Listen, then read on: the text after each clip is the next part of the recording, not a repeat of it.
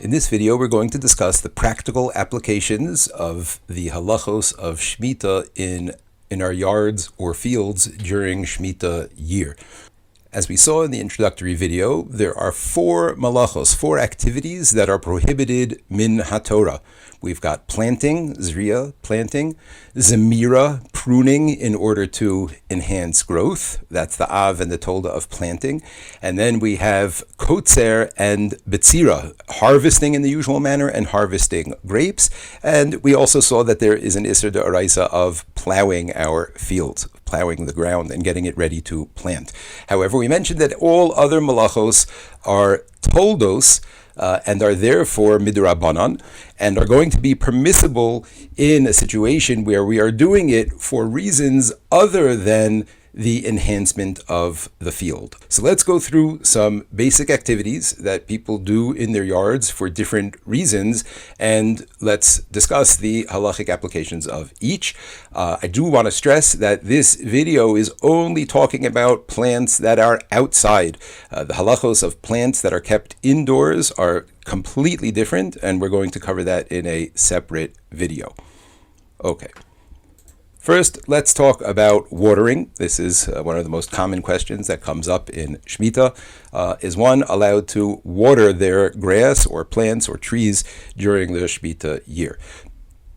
So let's examine the halacha. We know that watering enhances growth, right? So that would make it a tolda of zoreya, a tolda of planting. However, because the toldos are Aser midrabanan, we are allowed to do them when it is not in order to enhance the field and enhance the growth. Therefore, watering any plants or grass is permissible as long as it is being done to prevent them from dying, meaning you're not allowed to water it enough that it grows extra strong and extra lush and more beautiful. However, you are allowed to water it enough that it will not die. This is true whether you're watering the grass or plants by hand or whether it is being done with a sprinkler system. The difference is, however, that a sprinkler system set up on a timer from before Shmittah can be set up to water as much as you want. If you'd like to give your plants enough water even to help them grow strong and powerful and lush, you can set up your sprinkler system from before Shmittah and let it go during the year. If, however, there's some sort of a problem with the timer or the electricity or the system goes down for some reason during the year, then when you set it back up, you should not set it up to water the same amount as you had it before. You should set it up only to water to prevent the plants from dying. Okay, so that's the halacha when it comes to watering your grass. What about cutting grass? What about cutting the lawn and mowing the grass down? So here as well, if it is being done to make the yard look pretty and nice and beautiful and manicured, then it is not permissible. If, however, it's being done for any other reason, let's say we're afraid of snakes or bugs that might be hiding, ticks or something like that might be getting into the tall grass. Or, as I understand it, when grass gets too tall, it's very unhealthy for the grass because the sun doesn't reach the roots anymore and the grass tends to dry out and die. So we're not required to let our grass dry out. And even if it's being watered, it could die if it's kept too long. So for that reason also, you're allowed to cut grass in order to keep it short, to prevent it from dying. However, again, you are not allowed to cut the grass if it is simply to manicure the yard and make it look pretty and nice.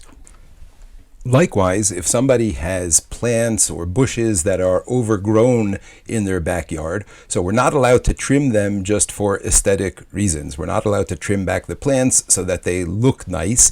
However, if they are in the way, if we've got a bush that's encroaching on a pathway, or we've got plants that are outside that are blocking a window or getting in the way in any which way, so then we are allowed to cut those back and trim them in order to allow us to use our yard properly. So not to enhance the yard and even not to enhance the aesthetics of the yard, but in order to allow full use of the yard, we are allowed to cut away foliage.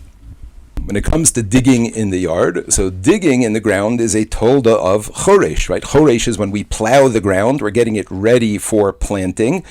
So that is not allowed to do. We're not allowed to plow during Shmittah.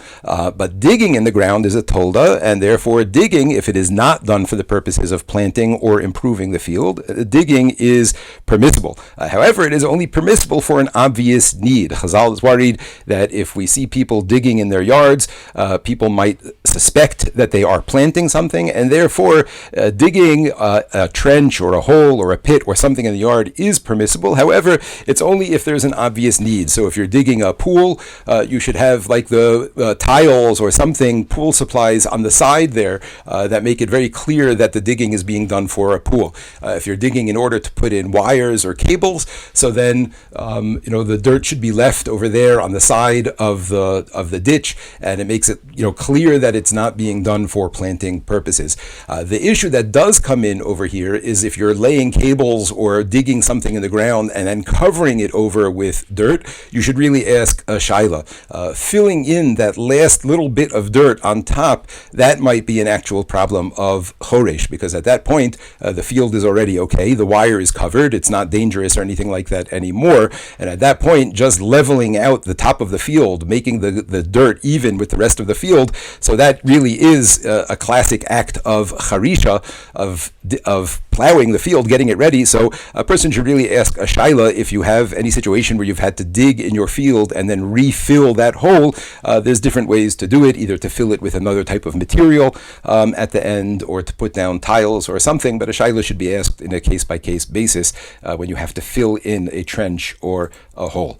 What about using pesticides? What about spraying any sort of bug spray on our trees or bushes, because we don't want the bugs to eat them? So this is permissible, even though this is something that keeps the plants safe and healthy and lets them grow. However, it's really there just to prevent them from being eaten, prevent them from dying. Therefore, using pesticides is permissible, as you would use them regularly in a regular year. Finally, there's a separate halacha which ends up applying over here as well, and that halacha is that we have to make our fields hefker. We'll talk about this and address it in a separate video. However, we have a requirement to make our field be hefker, to be open for everybody during the Shmittah year, and therefore, if we have a fence or a wall around our yard, we should ask a shaila before repairing it during Shmittah. Obviously, if there's any danger, if we're afraid of thieves or something like that, so then there's no question we're allowed to repair the fence or the wall, or we're allowed to repair the fence or the wall or whatever we have going around our yard. However, if it is not a question of danger and not a question of stuff being stolen from the yard, and it's only for like privacy or aesthetics, so then you should really ask a shaila before repairing a fence or a wall. Okay, I hope this covers the basics of a lot of the general types of work that people do in their yard and what is and not permissible to do during the Shmittah year. These shiurim are mostly sourced in the Svarim of Rav Tzvi Cohen Shlita.